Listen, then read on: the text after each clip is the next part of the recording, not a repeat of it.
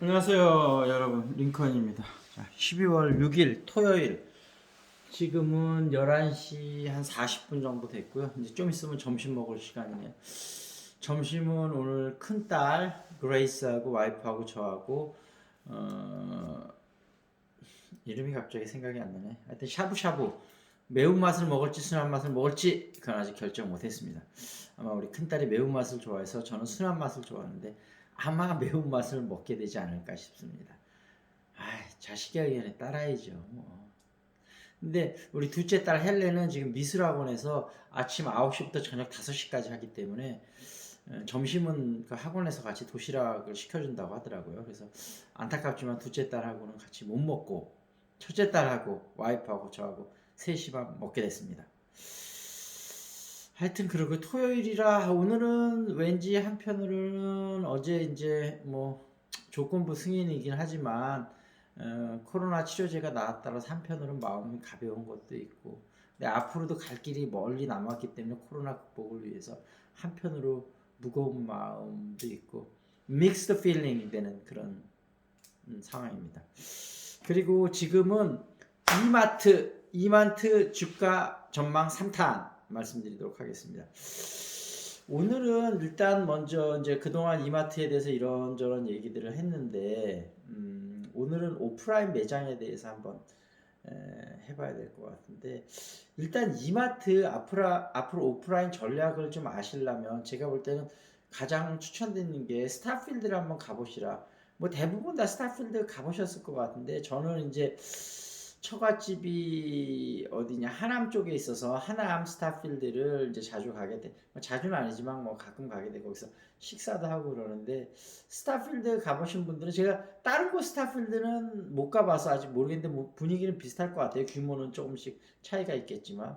근데 스타필드를 이렇게 보면서 느끼는 건, 아, 넓어서 좀 힘들기도 하는데 어찌됐든 쇼핑하기 참 편하고 좋다, 그런 느낌을. 그러니까 스타필드가 처음 우리나라에 생길 때만 해도 뭐라 그럴까요? 좀 약간 센세이션을 일으키지 않았습니까? 근데 지금은 이제 워낙 또 많이 생기기도 했고, 그리고 수원에 또 스타필드가 생긴다고 하더라고요. 스타필드가 생기면 그 주변의 지역의 아파트 값이 많이 오른다 그러더라고요. 왜냐면 스타필드, 저희 장모님도 그 집에서 그냥 걸어서 스타필드 갈 수 있거든요. 그러니까 굉장히 편고 좋죠. 그러니까 아마 스타필드 생기고 나서 그 집값이 좀 올랐을 겁니다. 아파트 값이. 그러니까 어찌됐든 스타필드가 생기면 주변에 아파트 값이 오를 정도로 뭔가 쇼핑하기가 편리한데, 그러니까 온라인이 대세가 된다고 그래서 오프라인이 다 죽는 게 아니라고 제가 말씀을 드렸잖아요. 오프라인도 온라인에서 줄 수 없는 재미와 감동을 주면 됩니다, 여러분. 근데 이마트가 물론 스타필드 같이 큰 규모는 아니지만 이마트가 지금 리뉴얼을 계속 하고 있잖아요. 근데 저는 리뉴얼한 이마트를 아직 가보지는 않았어요. 근데 수지도 이마트 리뉴얼을 아마 곧 하겠죠. 근데 그냥 스타필드 가서 그 느낌을 보면 규모는 훨씬 작지만 그냥 알 것 같아. 안 가봐도 알 것 같아. 어떤 느낌인지. 예.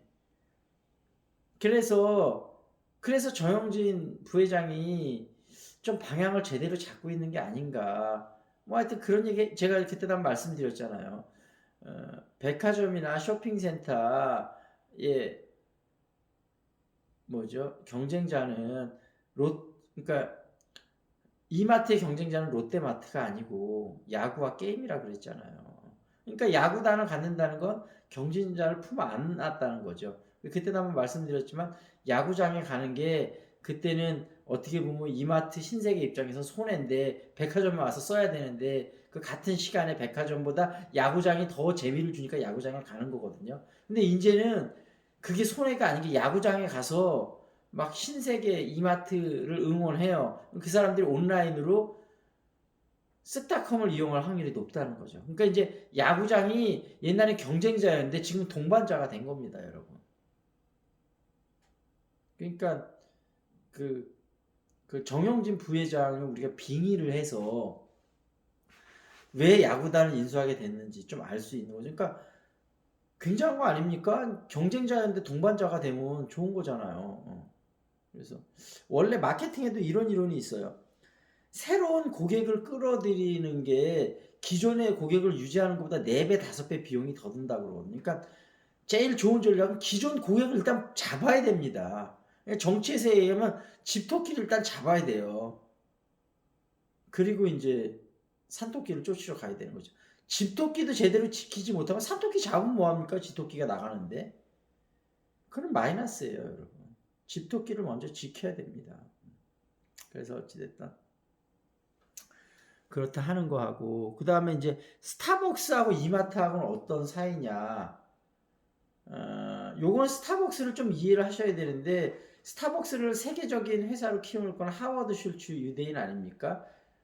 하워드 슐츠가 스타벅스를 창업하진 않았잖아요. 시애틀에 있는 조그만 커피숍이었는데, 뭔가 그때 하워드 슐츠는 유럽계 무슨 가구회사 전문가, 뭐 상무가 하여튼 높은 임원이었는데, 이 회사가 커피 관련 무슨 이렇게 뭐 핸드메이드 뭐 어떤 거 뭐 커피 가는 거 뭐 여하튼 이런 거 뭔가 그런 걸 생산을 같이 하고 있었는데, 시애틀의 조그만 커피숍에서 엄청나게 주문을 하는 거예요. 근데 이제 시애틀의 스타벅스는 그 당시에 커피 원두를 미국 전국 각지에 파는 회사였는데, 이제 원두를 갈아 먹으려면 핸드밀 이런 게 필요하잖아요. 그러니까 그런 걸 대량으로 주문해서, 커피가 워낙 많이 팔리니까 그런 걸 많이 사니까 하루는 하워드 슐츠가 궁금한 생각이 드는 거죠. 야, 이게 시애틀에 있는 조그만 커피숍이 뭔 놈의 이렇게 커피 핸드밀을 많이 주문하나.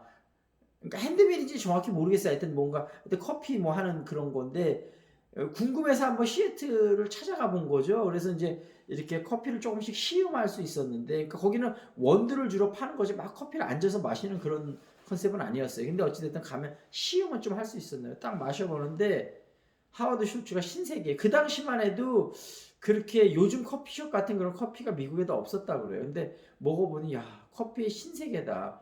뭔가 이거를 해보고 싶다. 그래갖고 스타벅스 창업자 2명을 거기 뭐 가게 있을 테니까 막 만들고 있으니까 나 이거 같이 하고 싶습니다. 그러니까 이 사람들이 뜨악하게 쳐다본 거죠. 왜냐하면 하워드 슐츠는 유럽계 큰 가구회사 임원인데 키 조그만 스타벅스를 같이 하겠다고 하니까 우리 회사를 먹어버리려고 그러나? 처음엔 거절을 한 거죠.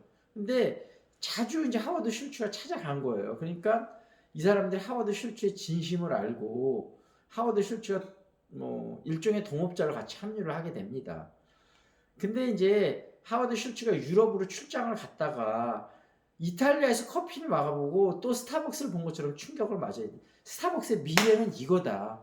문화를 파는 거다. 커피 원두만 팔지 말고 앉아서 커피를 먹게 하는데 뭔가 좀 자연스러움과 편안함을 줘서 커피를 단순하게 마실 게 아니고 커피의 문화를 같이 전파하고, 이게 스타벅스의 매력이다. 그리고 와서 막 스타벅스 그 2명의 창업자를 설득을 했는데 이 사람들이 설득이 안 돼요. 고집이 센 거죠. 창업자들 원래 고집이 세요.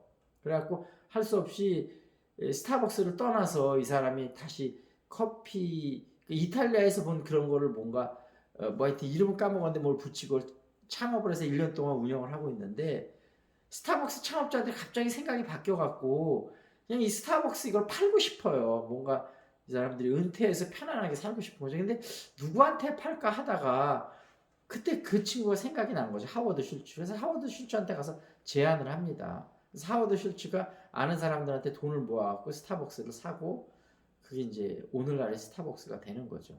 근데 이제 세계 여러 나라에 진출을 하는데 우리나라는 신세계하고 50대 50 지분으로 별도 법인을 만들어 갖고 하는 거죠. 그러니까 이마트의 그 스타벅 그 별도 법인의 이익 중에 이제 뭐 경비 제외하고 반은 스타벅스 본사로 들어갈 테고 반은 신세계가 갖겠죠. 그 반이 이마트 매출에 잡힙니다. 그래서 이마트 자회사는 아니지만 연관은 있는 거죠. 스타벅스하고 이마트. 그래서 이마트 안에 항상 스타벅스가 거의 있지 않습니까? 수지도 그렇고. 그러니까 그런 관계가 있는 거죠. 근데 어찌됐든 이마트 안에 자회사는 아닙니다. 스타벅스가. 그리고 스타벅스 하면 뭐 여러분 스타벅스 관련된 책을 읽어보신 분들도 많을 텐데, 제가 언제 한번 날 잡아서 한번 좀 또 썰을 풀어드리겠습니다. 엄청나게 재밌는 스토리들이 많잖아요. 근데 오늘은 이 정도 말씀드릴게요. 왜냐하면 뭐 더 말씀드리고 싶은 게 많은데 또 한 번에 너무 말씀드리면 지겨우니까 오늘 정리할 거는 요거 하나인 거죠. 그러니까 이마트가 추구하는 오프라인, 죽지 않았다.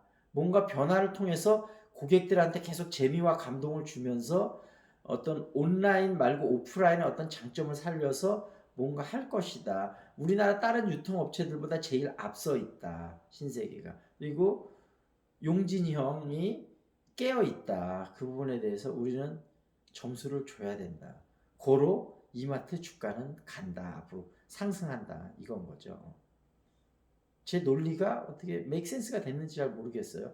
근데 계속 반복해서 말씀드리지만 제 의견은 제 의견일 뿐입니다. 제가 뭐 개뿔이나 뭐 알겠습니까? 그냥 아는 걸 그냥 씹으리는 거죠. 여러분들이 현명하신 여러분들이 잘 판단하셔서 제 말은 그냥 참고만 조금 하시고 그렇게 하셨으면 좋겠습니다. 자, 오늘 신문 뭐 하나 브리핑 해보는데 어제 신문인데 민트라고 뭐 경제 관련된 건데 이거 한번 보겠습니다. 명품 브랜드 아무리 가격 올려도 줄 서서 살 수 있는 이유. 아, 저는 이런 거 보면 좀 화가 나요. 왜 우리나라 사람들은 명품 하면 기가 죽는 거죠? 저는 그게, 아니, 저도 개인적으로 명품은 좋아하는데 명품에 기가 껌뻑 죽는 건 싫어요. 좀 선택을 했으면 좋겠어요. 명품이라고 여러분 다 줘. 본인한테 맞아야 명품인 거지. 명품이라고 뭐 자주 줬습니까? 에르메스 백이라고 다 줬나요? 아, 좋긴 좋죠. 에르메스 백. 아, 저는 솔직히 직접 한 번도 못 본 것 같아요. 에르메스 백은. 근데 우리 와이프 이제 조만간 사줘야죠. 하나 에르메스 백. 에르메스 백 분홍색 들고 가면 뭐 친구들 동창회가 완전 그냥 폭탄 맞는다고 합니다. 그냥 뭐 부부싸움 난대요. 에르메스 백 분홍색 들고 가면. 그 이유는 제가 다음번에 설명을 드리는데 샤넬 백 175배라고더만요. 위력이 에르메스 백 분홍색이. 왜냐면 분홍색 백이 웬만한 옷하고 잘 맞겠습니까? 에르메스 백 분홍색을 샀다는 얘기는 다른 에르메스 백이 또 더 있다는 얘기인 거죠. 그러니까 에르메스 분홍색 백이 하여튼 파괴력이 제일 크다고 합니다. 부부싸움 만들면 안 되니까 에르메스 백은 제가 사주는데 분홍색 말고 다른 색으로 한번 사줘 보도록 하겠습니다. 여러분들이 유튜브 열심히 봐주시면 아마 살 수 있을 것 같아요. 제가 농담입니다. 돈 안 되는 차 반도체는 구형 장비로 생산 증설 꺼려. 차량용 반도체가 요즘 부족하다고 난리 나잖아요. 그러니까 차량용 반도체 시장 주요 업체별 점유율 네덜란드 NXP 21%, 독일 인피니어 19%. 독일 인피니어를 지금 삼성전자가 M&A 하려고 계속 몇 년 전부터 말이 있지 않습니까? 이렇게 말 계속 돌면 결국은 되더라고요. 언제 되느냐가 문제지. 일본 르네상스 일렉트로닉스 15%. 그러니까 참 일본이 물론 독일은 원래부터 뭐 강점이고 네덜란드도 뭐 여러 가지 뭐 갑자기 생각이 안 나네요. 그 뭐죠? 반도체 장비. 갑자기 회사 이름이 생각이 안 나는데 하여튼 네덜란드계 유명한 회사 있잖아요. 제 거기 젊은 친구들 많이 취업도 시켰는데 미국 텍사스 인스트루먼트 14% 4위, 스위스 ST 마이크로 일렉트로닉스 13%. 스위스가 참 인구도 적고 땅덩어리도 작은데 보면 강소기업들이 꽤 있어요. 보면 우리 배워야 됩니다. 스위스를. 최근 생산되는 자동차에는 평균 200에서 300개 반도체가 쓰인다. 엔진 제어와 디스플레이 작동 같은 기본적 기능서부터 추돌 방지와 후진 카메라, 반자율주행 등 최신 기능까지 가까이 용도에 최적화된 전용 반도체가 필요하다. 그래서 요 전장용 부품에 관련된 반도체 소재들 같은 거 잘 보시면 여러분들 아주 좋은 게 많이 있어요. 제가 많이 소개시켜 드렸잖아요. 제 영상 계속 봐셨으면 아실 거고. 중국 수출 업체들 컨테이너선 확보 쩐의 전쟁, 해송 운송료 1년 전에 3배. 하여튼 중국만 끼면 쩐의 전쟁이 돼요. 글로벌 경기 회복의 때 아닌 복병이다. 좀 짜증나요. 한편으로는 중국 맨날 중국 쩐의 전쟁 머리에 쥐나요. 비욘세 아델 노래는 금 석유보다 나은 자산, 음악 저작권 펀드가 뜬다. 이 얘기 뭐 계속 많이 투자 시장의 뉴노멀이다 많이 나온 얘기였죠. 근데 저는 개인적으로 노래를 막 좋아하진 않아서 그냥 트렌드가 그러니까. 근데 우리나라 사람들은 참 흥도 많고 참 부지런하고 노래 좋아하시는 분들 많아요. 우리나라 사람들 우리나라 특성을 잘 알면 어떤 기업이 흥할지 또 보이거든요. 다음에 한번 재밌게 또 썰 한번 풀어드리겠습니다. 내 집 재택근무 지겨워서 떠난다. 몰디브 리조트까지 워캉스 일휴가 휴양지 오피스. 좋네요. 몰디브 리조트. 자 갑시다. 몰디브 리조트. 근데 저는 아직 야 이게 뭐 코로나 때문에 몰디브를 꼭 가야 되나요? 뭐 집 근처 카페 가도 좋은 데 많습니다. 몰디브 분위기 나는 카페. 그냥 카페가 몰디브라고 생각하고 거기서 일하겠습니다. 방역 우수국가 베트남 16%, 중국 6%, 구인 급증한다. 코로나 방역과 고용 시장. 우리나라도 좀 한번 살펴봐야죠. 간접 흡연 견디다 못해 자발적 퇴사 실업급여 받을 길이 있네요. 간접 흡연 괴롭죠. 저도 담배를 안 피기 때문에 개인적으로 간접 흡연 괴롭습니다. 온라인 소비층들은 디올을 알고 면세 접치 중한 페라가몬을 추적한다. 그러니까 참 LVMH 이제 뭐 어떤 명품의 대명사죠. 그룹의 디오르 럭셔리 브랜드 최초로 중국 메신저 위챗 통해 온라인 전용 한정판 판매. 위기 맞은 버버리 명품의 금기 끼고 할인 스스로 이미지 깎아내려. 하여튼 명품도 차별화, 주식도 차별화됩니다. 명품도 차별화, 주식도 차별화. 우리는 차별화 이렇게 되는 거죠. 미국산 영국보다 비싸게, 한중일에서 미국보다 비싸게 명품 업체 정교한 가격 차별 정책. 왜냐하면 사람들이 사니까 비싸게 파는 겁니다. 그런 면에서는 우리나라 사람들, 중국 사람들, 일본 사람들 바보예요. 왜 명품 업계에 가격 장난에 놀아납니까? 우리 왜 놀아나야 되죠? 저는 정말 싫어요. 그러니까 생각 좀 하고 살아야 되는 거죠. 네덜란드는 농사 99%가 스마트팜, IT 강국, 한국은 아직도 1%라니. 그러니까 우리나라가 IT 강국이 아닙니다, 여러분.